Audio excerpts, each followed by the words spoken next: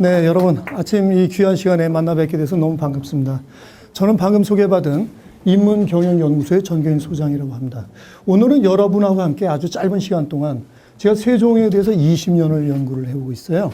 네, 세종대왕 우리나라에 원로들이 계시는데 대부분 돌아가시고 또 치매에 걸리시고 막 이러셔가지고 실제로 세종을 연구할 사람이 거의 없다라고 봐도 과언이 아닌 것 같아요. 그런 가운데 오늘은 짧은 시간이지만 저희가 지속적으로 연구해 왔었던 세종의 여러 통치, 경영, 여기서 가장 기업 경영에 맞을 만한 것들, 그 두 가지의 예를 중심적으로 해서 강의를 한번 드려보도록 하겠습니다. 다만 세종이 어떻게 해서 이렇게 조선의 엄청난 르네상스를 이루었느냐, 이거를 알기 위해서는 세종이 왕이 됐던 배경, 그 당시의 배경을 좀 알 필요가 있기 때문에 그 이야기부터 먼저 좀 해나가도록 하겠습니다. 오늘의 주제는요, 제가 쓴 책이죠. 창조의 CEO 세종이라는 책을 텍스트로 해가지고 세종의 창조 경영의 핵심 원천이라는 주제로 강의 드리겠습니다. 제가 쓴 책들이고요.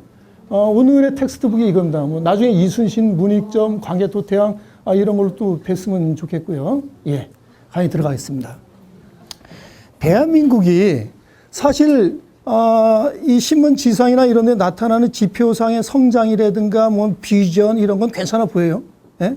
근데 실질적으로 사실 글로벌 도전에 엄청나게 직면해 있어요. 휴넷 도전 마찬가지라고 이제 생각이 되는데 특히 기술 분야로 얘기하자면 우리가 갖고 있는 표준화의 그 능력이 선진국 대비 68%밖에 안 돼요, 여러분. 2012년에 일본에서 쓰나미가 생겼죠. 그리고 지금 후쿠시마 원전이 터졌잖아요. 그죠? 이 사태가 벌어졌을 때 가장 걱정했던 게 우리나라 조선회사들이에요. 철강 하나 제대로 나오지 않는 나라에서 세계적인 조선소가 4개나 있어요, 우리나라에. 이거 아주 대단한 거예요. 그죠? 그런데 문제는 이 조선회사들의 부품의 70%가 일산이라는 거예요, 일제. 그러니까 일본의 경제적 위기가 곧바로 한국의 위기로 다가올 수가 있는 거예요. 더구나 핵심적인 원천 경쟁력이 부재하다는 거예요. 여러분들이 쓰고 계신 휴대폰에 지난 5년간 로열티가 1조가 나갔어요. 집에 디지털 TV 계시죠? 사셨을 때 가격의 5%에서 10%가 이미 로열티로 나가는 거예요. 1990년도에 중국이 덩샤오핑이 도광양에 달빛 속에서도 칼날이 번쩍이지 않게 숨어서 경제의 칼을 갈아라. 이게 유언이잖아요. 그죠? 이러고 났을 때 중국과 우리의 소위 산업에서의 기술 격차, 커머디티 부분, 무슨 뭐 과학 이런 분야 말고 여기서의 기술 격차 20년 났었어요. 지금 얼마나 나느냐? 2년 4개월. 거의 다 추격한 거예요. 우리 먹거리의 80%가 이미 시장에 가면 중국산이라는 거 여러분들 다 아시죠? 그죠? 예. 그런데 지난 10년간 일본하고의 기술적 격차는 얼마냐? 이 2년이라는 갭, 여기는 기술적인 덴시티, 밀도가 아주 높은 분야예요. 쉽게, 그러니까 99점이 100점 되기 위해서는 1%를 더 노력해야 되는 게 아니라 그 더블을 노력해야 간신히 이루어진다 이런 얘기잖아요. 그죠? 그러니까 그 밀도가 높은 부분인데 그거를 극복하기가 쉽지 않다라는 거예요. 여기에 우리의 경제에 맹점이 있어요. 과연 지속 가능한 경영을 위한 내재적인 핵심 역량, 소위 코어 밸류라는 게 있느냐. 그러면 이후에 어떻게 해서 먹고 살아야 되느냐. 그런데 여태까지 어떤 식의 산업 교육을 해왔고 그리고 기업에서는 어떤 식의 경영 이론을 적용해 왔느냐. 주로 생산성, 효과성, 효율성의 증대를 위한 활동만 해왔단 말이에요. 그런데 그거 갖고는 안 되는 시기에 이미 된 거예요. 왜 그러느냐.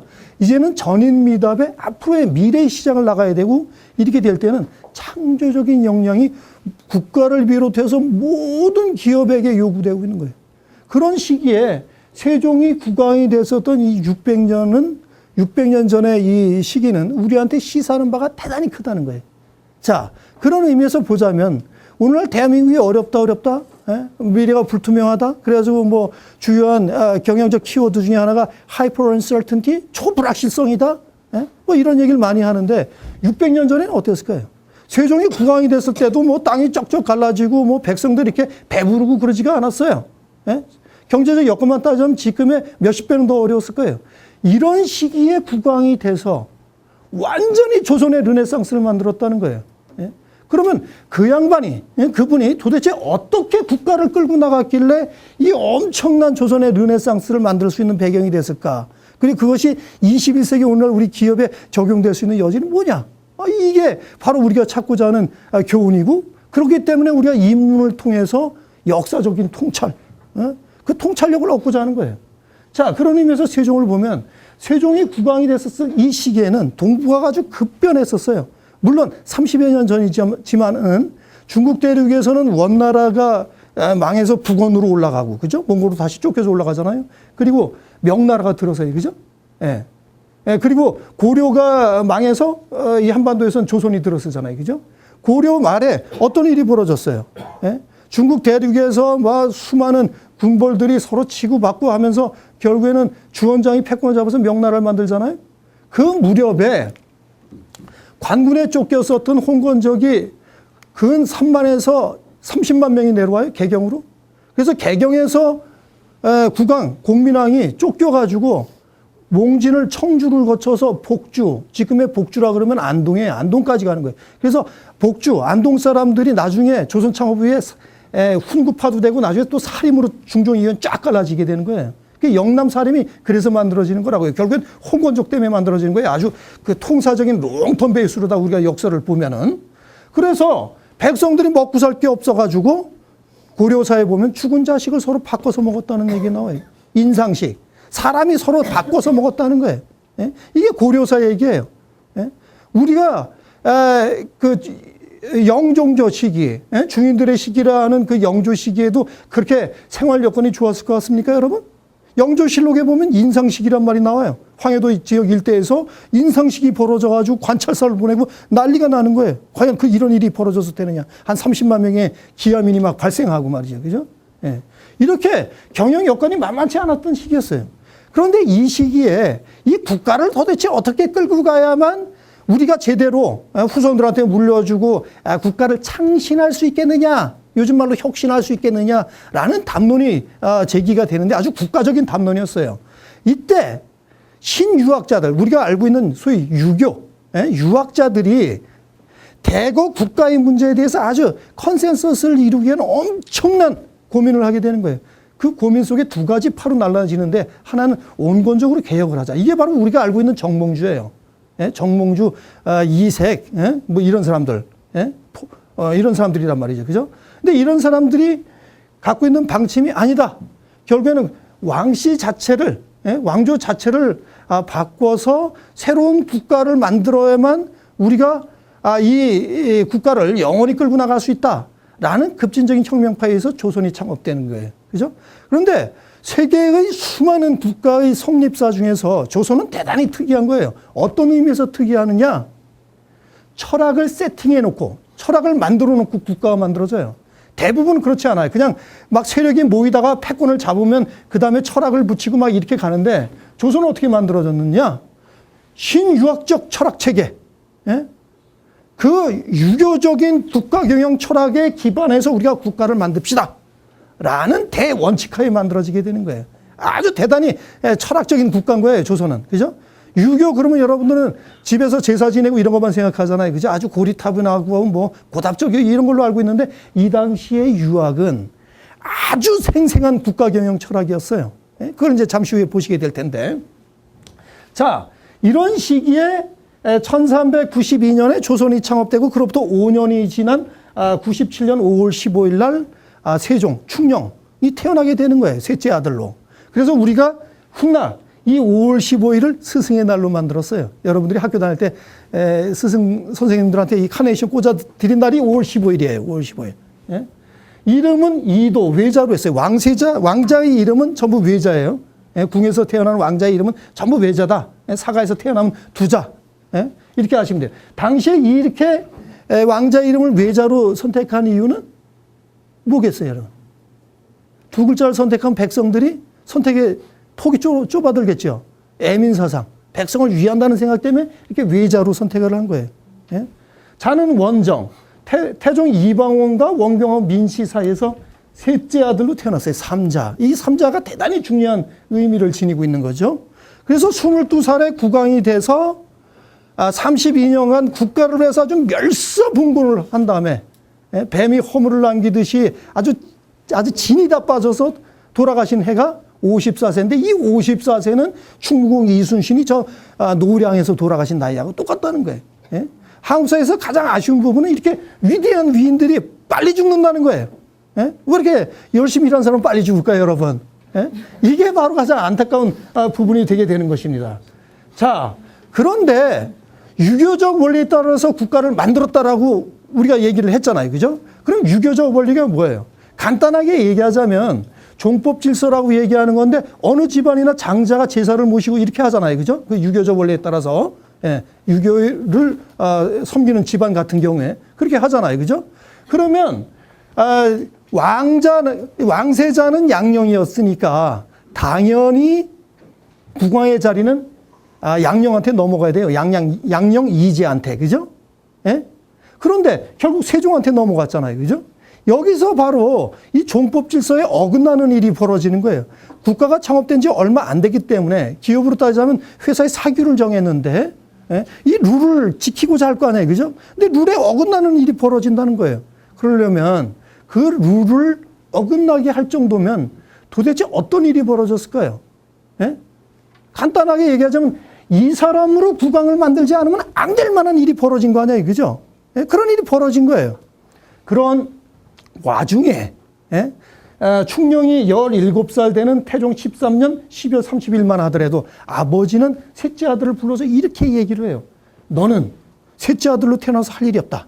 그러니까 시나 쓰고 그림이나 그리고 이러면서 종친으로서 평생 즐겁게 살도록 하여라. 네가 만약에 딴 마음을 품는다면 이 애비가 왕자의 난을 거쳤던 것처럼 예? 또 형제 간에 고륙상장에 이 피를 보고 그러면 되겠느냐 이런 의미로 얘기를 했을 거 아니에요. 그러니까 왕이 될 가능성이 0%였던 거예요. 0%. 예? 그런데 여기서 포기하지 않았겠죠? 그러니까 결국엔 왕이 됐을 거 아니에요. 그죠? 예. 포기하지 않았다는데 아주 대단히 중요한 그 원칙이 있는 건데 이 17살이라는 나이는 대단히 중요합니다. 왜 그러느냐? 16살에 성균관 유생인 이수라는 분을 받아들이면서 스승으로 본격적으로 세종은 공부를 하기 시작하는 거예요. 어떤 공부? 국가의 흥망에 대한 거, 요즘 말로 정치, 경제, 사회, 문화 모든 거를 다 공부해서 완전히 당대에 나와 있는 모든 지식을 통섭, 그리고 체화 시켜버리는 거예요. 그러니까 이 국가 경륜에 대한 모든 난리지 이게 준비된 사람이겠지요.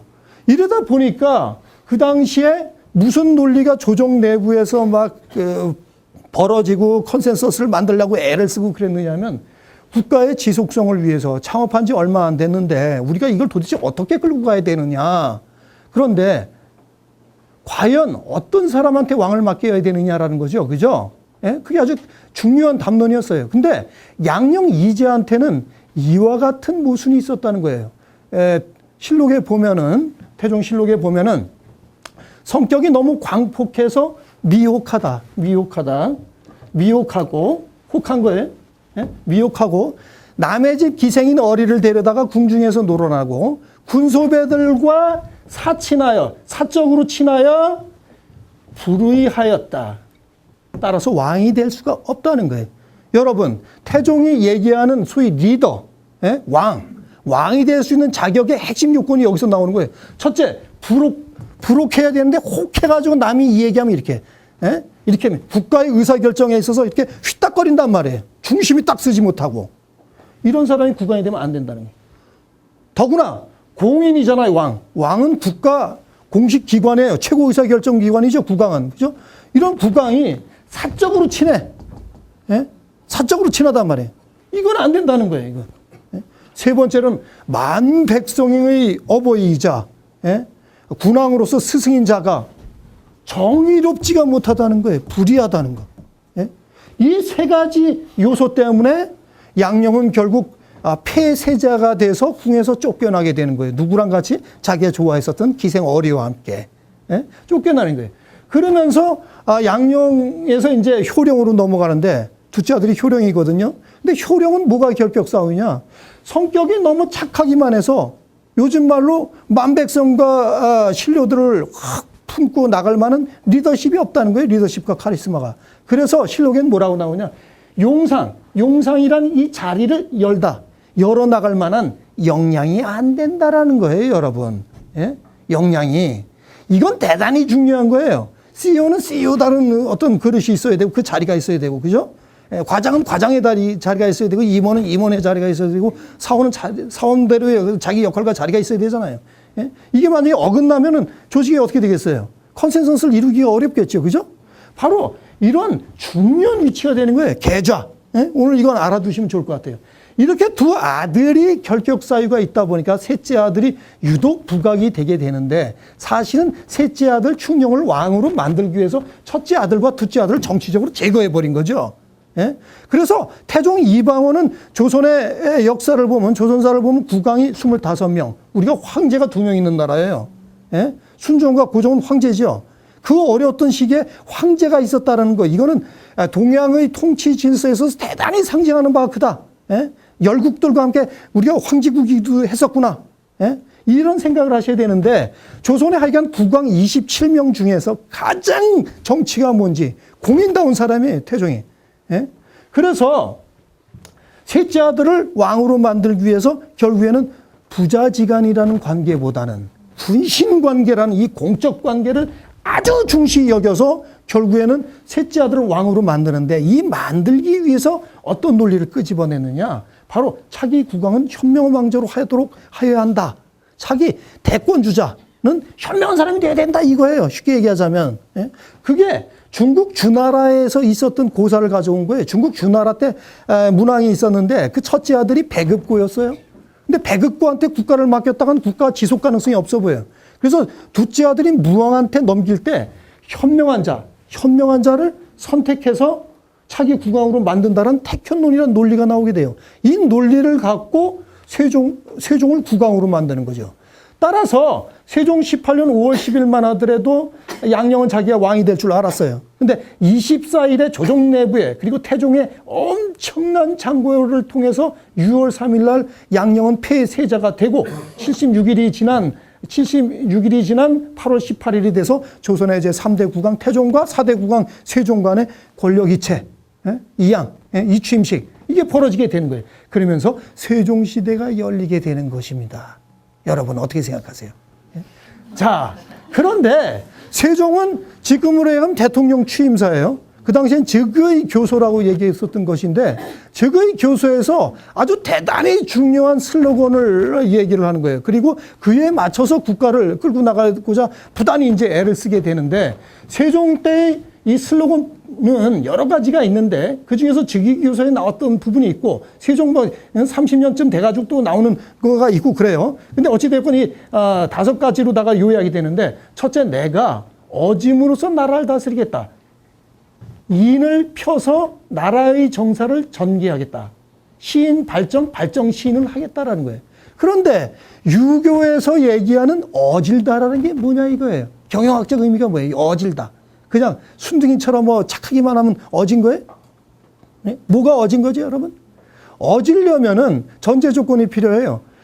왕이 스스로 내가 어진 임금이다 이렇게 얘기하는 게 필요한 게 아니라 백성들이 전부 어진 임금이다라고 얘기를 할 수 있어야 돼요. 그죠? 그러려면은 소위 배부르고 등 뜨시고 이런 의식주 문제가 기본적으로 해결이 돼야 되는 거예요. 그죠? 예? 경제 문제는 어느 시대나 다 기본이라는 거죠. 그래서 세종은 이와 같은 캐치플레이즈 하에 국가를 끌고 나가게 되는데, 그 600년 전의 캐치플레이즈가 오늘날 지금 되짚어 봐도 전혀 낯설지 않다는 거예요. 오히려 더 생생한 맛을 준다는 거예요. 그래서 오늘 이 자리에서는 여러분한테 세종이 말씀하셨던 거 그대로 들려드릴 테니까 여기를 한번 잘 보세요. 자, 생생지락이라는 게 처음에 나오는데, 조선 정부는, 조선의 세종 정부는 조선의 백성 여러분에게 살아가는 삶의 즐거움을 드리도록 하겠습니다. 이게 메인 캐치프레이즈예요. 어떻게 구닥다리 같은 느낌 들어요? 전혀 아니죠, 여러분. 그죠? 자, 조선 정부는 어느 특정한 계급만 잘 먹고 잘 사는 것이 아니라 모든 백성들이 다 같이 밝고 너그러운 즐거운 상태를 만들도록 하겠습니다. 휘허지락. 예? 조선 정부는 대융성한 평화의 경제를 만들도록 하겠습니다. 이게 융평이에요. 마지막으로 대단히 중요한 건데, 풍평이라고 부르는 건데, 조선 정부는 경제 발전과 분배의 2마리 토끼를 동시에 잡겠습니다. 이거예요. 자, 그렇다면 여러분 한번 생각해 보세요. 오늘날 한국 사회에서 한쪽에서는 성장을 얘기하고 한쪽에서는 분배를 얘기하면서 그게 컨센서스를 이루기가 대단히 어렵다는 걸 우리가 신문지상이나 이런 걸 봐서도 많이 알잖아요. 그죠? 그러면 왜 그런 일이 벌어질까요? 두 마리 토끼 잡기가 상당히 어렵기 때문이에요. 그죠? 그 균형을 맞추는 게 대단히 어렵다는 거예요. 그런데 600년 전에 성장을 하고 분배까지 평등하게 그 구조를 만들어서 아주 상향식 경제발전과 분배의 구조를 만들어서 완전히 경제적 솔루션을 내가 제시하겠다라고 선언한 국왕이 있다는 거예요. 이 얼마나 시대를 뛰어넘는 일이에요. 그죠? 오늘날에도 하지 못하는 일을. 그래서 세종 경영이 600년이 지난 지금에도 아주 광의의 불꽃처럼 아주 번쩍이고 빛난다는 거고, 이거를 하버드대나 수많은 외국에서 연구를 한다는 거예요. 오히려 우리보다 더 많이 연구하는 게 지금의 실정이죠. 자, 그런데 이제 세종은 22살의 나이로 국왕이 됐어요. 국왕이 되자마자 세종이 제일 먼저 한 것이 뭐냐? 세종이 무슨 논리로 국왕이 됐다 그랬죠, 여러분? 택현론. 그렇습니다. 바로 여기에 소위 자신의 아이덴티티, 기업도 마찬가지예요. 기업의 정체성이 대단히 중요한 거란 말이죠. 현명한 자로 하여금 차기 국왕이 되는 것이 옳다라는 논리로 국왕이 된 세종은 왕이 되자마자 제일 먼저 한 게 뭐냐? 현명한 자들을 모아놓은 집을 만든 거예요. 이게 바로 집현전이에요. 집현전은 많이 뽑지도 않았어요. 1년에 11명, 베스트 11만 뽑았어요. 적게 뽑을 땐 9명, 많이 뽑을 땐 13명. 이게 아주 어떤 사람들을 뽑았느냐? 연료실기술에 보면 연소재행자라 그래가지고 10대 때, 10대, 20대 초반에 IQ 200짜리 천재들만 뽑았어요. 그래서 18년 동안 뭘 가르쳤느냐? 완전히 국가를 끌고 나간 싱크탱크를 만들기 위해서 요즘식으로 얘기하면 복수 전공을 시킨 거예요. 예? 예? 우리가 대학 다닐 때는 아마 전공이 있었고, 그 다음 부지런한 분들은 부전공을 했을 거예요. 그죠? 예? 근데 지금 월가에서 어떻게 공부해요? 파이낸스 전공한 사람들한테 저녁 때 기후학 이런 거 별도로 공부시켜요. 예? 왜냐하면 기후 온난화가 선물, 옵션 이런 상품에 영향을 많이 미치다 보니까 완전히 전문적인 난리지가 필요한 거예요. 옛날엔 그런 난리지를 각종 기관에서 그냥 빌려다가 썼는데, 그게 아니라 이 상품을 만드는 사람이 이런 난리지에 아주 난리지를 꿰고 있어야 된다. 그래가지고 복복복수 전공을 시킨다는 거예요. 이 당시가 바로 복복복수 전공을 시켰는데, 그걸 가르쳐서 우리가 요즘 흔히 얘기하는 통섭이라고 얘기하는 거예요. 이 37년간 100여 명의 이 통섭형 인재가 쏟아져 나오면서 국가가 완전히 새롭게 혁신되고 창신되게 되는 것입니다. 그러면서 이제 본격적으로 국가를 내가 어떻게 인해 경지, 어진 경지로 끌고 나가야 되느냐, 그것의 실천적인 방법론으로다가 선택과 집중을 얘기하게 되는 거예요. 자, 기부의후교다. 이건 공자한 말인데 무슨 뜻이냐? 이미 백성들이 부자가 되게 만든 다음에, 배부르게 만든 다음에 백성 교육은 그 다음에 시켜야 되는 일이다 이거예요. 여기서 네 글자를 뽑아와서 먼저 백성들 부자 되게 만들고 경제 문제 해결하고, 그 다음에 백성 교육은 나중에 하자.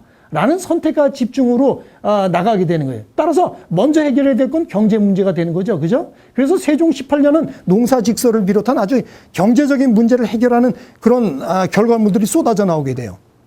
그 다음에 세종 후반기에는 후민정음 이런 것들이 쏟아져 나오면서 백성들 교육 문제에 아주 절대적으로 이바지를 하게 되는 거죠. 이렇게 선택과 집중하에 조선 정부는 이제 끌고 나가야 되는데, 세종 정부는.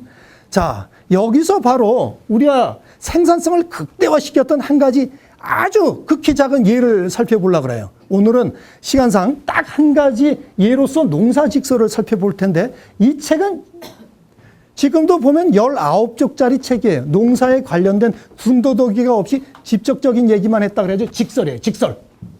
예? 직설 경영. 예? 이 책이 나오기 전까지 무슨 일이 있었느냐? 우리나라는 식물마다 거름이 필요하고, 그 거름이 특정한 거름이 특정한 식물마다 필요하다는 걸 몰랐다는 거예요. 그걸 과학적으로 체계적으로 분류 분석을 하지 않았다는 거예요. 그래서 12법이라는 걸 몰랐어요. 12법. 예? 그 다음에 시골에 농토의 지력이 떨어지면 황토를 갖다가 확 뿌리잖아요. 객토법을 몰랐다는 거예요. 이 객토법은 나중에 조선 선박 개량을 할 때 HR 분야에도 그대로 쓰여가지고 평도전이라는 그 외인 일본인을, 호군이니까 직구랭이 얘기하면 투스타예요. 투스타 정도를 줘서 해외 인력 스카우트, 소위 아웃소싱 할 때도 객토, 남의 흙을 갖다가 우리의 흙을 갖다가 상당히 그 살찌우고 거름지게 하는 게 객토잖아요. 그죠? 이 객토법에도 쓰이게 돼요. 예? 자, 그 다음에 가을에 거름을 줬다가 갈아버리면 겨울에 거름이 숙성이 되겠죠. 그리고 봄에 이양을 하는 추경법 이런 게 등장한다는 거예요. 이런 거를 찾아내기 위해서 어떻게 했느냐. 조선이 갖고 있는 모든 문제를 테이블에다 올리게 해요.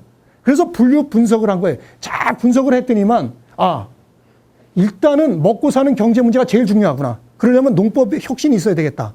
그 다음에 이 농법 혁신이 그냥 농법으로 끝나서는 안 되겠다. 전체적인 대안의 전체적인 국가 경영의 상호 연계 연동되면서 통섭이 되는 그런 난리지가 나와야 되겠다라는 생각을 당대의 천재들이 했었던 거예요. 그래서 정초를 비롯한 신하들을 관찰사를 갖다가 전라도, 충청도, 경상도, 소위 하삼도라고 얘기하는 곳인데 이쪽에 보내가지고 가장 나이 많은 농부들을 찾아가게 했어요. 그래서 그들한테 인터뷰를 한 거예요. 어떻게 했을 때 농사가 잘 져졌습니까? 어떻게 했을 때 가장 생산성이 올라갔나요? 이랬더니만 이분들이 오랫동안 갖고 있었던 소위 암묵지하고 명묵지를 얘기했을 거 아니에요. 방대한 데이터를 끌어모아서 그것을 압축한 거예요. 그래서 직설이라고 부른다라고 아까 말씀을 드렸는데 그 직설이 나오면서 이 카테고리 넘버원인 시비법, 객도법, 추경법이 나오게 되는 거예요. 이게 나오면서 무슨 일이 벌어지느냐. 세종 전까지만 하더라도 한 번 농사를 한 땅에서 지으면 지력이 떨어져서 그 이듬해는 쉬었다는 거예요. 그걸 휴한이라 그래요. 쉬었다. 휴한법. 쉬었다. 그래서 이렇게 쉬었는 거를 가리켜서 이력지지 혹은 재역지지. 재역지지는 2년간 쉰 땅을 얘기하는데 이제 이 시비법이 생기면서 부력지지. 땅이 쉬지 않아도 된다는 뜻이에요. 네, 땅이 쉬지 않게 된 거예요. 그러다 보니까 카테고리 넘버 2가 자연스럽게 생기게 돼요. 어떻게 생기게 되느냐? 연속적으로 상시 재배 가능한 거예요. 그걸 가리켜서 연속 상경 경영이라고 얘기해요. 우리 농법에서 현대 경영의 이론을 뽑아온 것들이에요, 다. 자, 그래서 1년의 일작은 이제 기본 판형이 됐어요, 기본. 예? 기업으로 얘기하자면 기본 이제 프로시지어가 된 거예요. 그래서 연속 재배가 가능해졌어요. 콩과 보리를 섞어서 심으니까, 컨비네이션 심으니까 1년에 2작이 가능해졌어요. 그 다음에 조보리를 심었다가 쉬었다가 밀을 심으니까 2년에 3작이 가능해진 거예요. 연속적으로 재배가 가능해졌습니다. 카테고리 넘버 2. 카테고리 넘버 3. 콩밭 사이에다 가을보리나 혹은 보리 사이에다 조를 심는 사이사이에다 심는다 그래서 사이간자를 써가지고 간종법이라고 얘기해요. 간종경영. 예, 그 사이사이에다 이렇게 심은 거예요. 나중에 옥수수가 들어왔을 땐 여기다가 녹두나 팥을 심었던 거죠. 이러면서 생산성을 극대화시켜 나가는 거예요. 그러니까 놀리는 토지가 없는 거예요. 도였다가 하는 게 이런 거잖아요. 그죠? 여러분. 자, 그 다음에 카테고리 4가 뭐냐면 혼작경영. 그래가지고 섞어서 뿌리는 거예요. 밭벼, 피, 팥, 참깨, 밭벼 이거를 섞어서 뿌리면 먼저 자라는 거는 키가 커가지고 햇빛이 많이 필요하고 뒤에 자라는 건 키가 작으면서 그늘 속에서도 잘 자라고. 예? 그리고 먼저 자라는 게 칼륨을 많이 필요로 하면 뒤에 자라는 건 질소를 많이 필요하고. 그러니까 서로 상충작용이 안 생기는 거예요. 그러니까 단위 면적당 생산성이 어떻게 되겠어요? 혼작경영. 도요타에 가면 무슨 일이 벌어져요? 예? 지금은 뭐 리콜 사태 이래가지고 잠깐 주춤해 있지만은 한 가지 우리가 배워야 될 점은 라인 하나에서 캠리와 렉서스가 동시에 나오는 거잖아요. 홀류 시스템이라고 얘기해요. 마찬가지로 혼잡 경영을 했던 거예요. 이렇게 하면 생산성이 엄청나게 올라갈 뿐만 아니라 어떤 가뭄이 들어도 반드시 이 중에 하나는 건지게 돼 있어요. 그러니까 바럼 라인이 정해져 있는 거예요. 예? 올해의 경영 목표의 바럼 라인은 어떤 경우라도 무너지지가 않아요. 그거를 세종은 2배라고 보더라고요. 전년 대비 2배. 예? 실록에 보니까 아주 놀랍죠? 그리고 이 아웃라인은 몇 배 정도로 보느냐? 한 5배 정도로 보더라고요. 그러니까 최소한 200%에서 1000% 정도의 그 레인지 하에서 우리는 목표를 달성을 해야 된다. 이게 바로 세종식 경영의 이제 핵심이 되는 건데 혼잡 경영. 자, 그 다음에 카테고리 넘버 5가 만들어진데 그게 바로 프로세스 이노베이션이에요. 여태까지는 땅을 갖다 이렇게 정지하고 이렇게 정리하는 거죠. 그 다음 파종하는 방법. 그 다음에 김을 매가지고 잡초를 제거하는 방법, 수확하는 방법. 그 다음에 오곡이 땅의 성격에 따라서 다 다르게 자르잖아요. 그죠? 조는 뭐 다른 토지를 요구하고 다 다르잖아요. 그죠? 이것에 대한 다 분류 작업을 한 거예요. 예? 그리고 잡곡을 교배해서 우량종자를 만들어냈다는 거예요. 아주 초우량 종자를. 이래서 생산성을 향상시키다 보니까 무슨 일이 벌어졌느냐. 벼농사가 300에서 600%가 업됐어요. 파종 수확이 4000%. 먹거리가 늘어나니까 인구 증가율이 400%. 세종 전만 하더라도 고려시대만 하더라도 소아의 사망률이 67%에 달했는데 33%그 밑으로 확 떨어져요. 그러니까 인구가 이렇게 늘어나겠죠. 그리고 이런 걸 책자로 보급을 하는데 그 책자는 직지심체 요절이라는 금속 활자의 전통을 우리가 갖고 있잖아요. 그래서 활자를 끊임없이 개선해서 경자자, 갑인자라는 활자까지 만들었는데 그 활자의 핵심 테크놀로지가 합금술인데 이게 미군, 해군, 대포에 쓰이는 합금의 비율하고 거의 같다는 거예요, 오늘날. 자, 이렇게 원천 테크놀로지를 확보한 다음에 백성들한테 이걸 책자로 보급을 하다 보니까 일일 인쇄부수가 2000%까지 올라가게 되는 거예요. 그런데 요는 뭐냐? 이 3년간에 걸친 엄청난 농법 혁신의 결과가 600년이 간다는 거예요. 1962년도에 농촌진흥청이 생기는데 지금도 우리나라 농법의 오리지널 텍스트예요. 오리지널 텍스트. 이 농사직설하에 계속 업그레이드 버전이죠. 그래서 뭐 나중에 금양 잡록이니 임원 경제지니 이런 온갖 농서들이 계속해서 업그레이드 버전이 나오게 되는 거예요. 그러니까 아주 시드가 되는 난리지. 아주 종자 지식, 원천 지식, 이거를 만들어냈다는 거예요. 한번 혁신했다 하면 최소한 몇 년을 가느냐? 600년을 가는 거예요, 600년. 심지어는 한번 창조적인 혁신을 했는데 한민족이 살아있는 한. 뭐 이걸 떠나서 아주 전 지구적으로 영구히 쓰일 만한 게 뭐예요? 여러분들이 every daily life에서 쓰는 게 뭐죠? 한글이잖아요, 후민정. 그죠? 한번 혁신했다면 그렇게 간다는 거예요. 세종 때는. 주로 프로젝트가 3년에서 20년짜리 프로젝트인데 이 농법 혁신은 3년 프로젝트, 후민정음 프로젝트는 15년짜리 비밀 프로젝트였어요. 그죠? 네.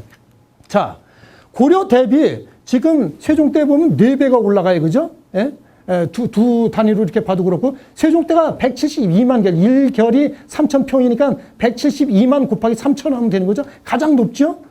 공양원 때, 태종 때도 여기까지 갔어요. 근데 세종 때 170만 결이니까 엄청나게 올라갔죠. 이게 쭉 가다가 임진왜란 때 53만 결로 빠졌죠. 그리고 조선 끝까지 가는 거예요. 그러니까 창업 초에 만들었던 혁신의 아웃풋, 결과물을 갖고 500년을 조선이 먹고 살았다. 이렇게 보면 돼요. 그러니까 창업 초에 이와 같은 군주가 나타나서 완전히 조선을 리이노베이션하고 새롭게 경신해냈었다. 그건 얼마나 대단한 거죠, 이거예요. 자, 그렇다면 태종 때는 아까 120만 결까지 갔는데 아무런 노력도 안 했을까요? 했단 말이에요. 그런데 농상집요라고 중국 원나라 때 책을 복각을 해서 복사를 한 거예요, 쉽게 얘기하면. 그래서 보급을 했어요. 정몽주나 길제 이런 사람들이 했었던 걸 갖다 계속해서 확대한 거예요. 그러다 보니까 우리의 농부들의 경험도 반영이 안 되었고, 소위 직원들의 암묵지, 명묵지, 현장에서의 지식 경험들이 전혀 반영이 안 되어 있고, 또 풍토가 다르다는 거예요. 위도를 북격으로 했기 때문에. 한반도하고는 다르다는 거예요.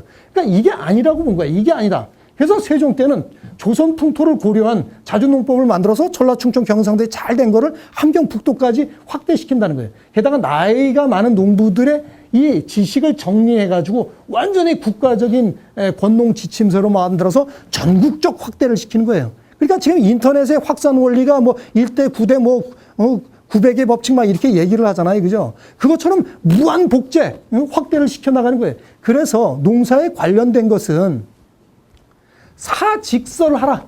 일을 할 때 군더더기가 있는 게 아니라 농사에 관련된 직접적인 이야기를 하듯이 여러분의 일도 그렇게 해야 된다는 거예요. 직접적인 일, 관련된 일을 만들어서 나가고 그래야 된다는 거예요. 자, 그런 의미에서 이 농사직설의 방식을 오늘날 21세기 경영으로 풀어보면 어떠냐. 태종 때의 방식은 중국책을 복각했다고 얘기했죠. 그죠? 과거의 방식을 재생한 거예요. 판에 박힌 답변을 찾았어요. 그러다 보니까 정답을 추구했는데